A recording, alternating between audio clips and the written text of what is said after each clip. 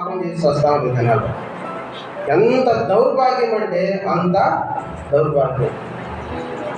మనం అనుకుంటాం ఏందయ్యా ఇది కర్మ, ఏంది మనకి దరిద్రం ఏంటంటే ఇప్పుడు ఉండే ఈ సెల్లులు బట్టి, ఈ మొబైల్ని బట్టి, పాత రోజుల్లో అసలు సెల్లులు లేవు, చేతుల్లో ఏం జరుగుతుంది, లోకంలో ఏం జరుగుతుందో తెలియదు.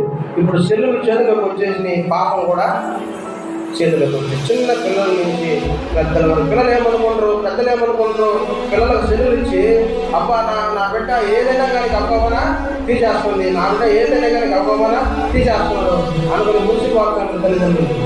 కానీ అదే వాళ్ళ కొంప ముడుస్తుందని ఆ తల్లిదండ్రులకి తెలియదు.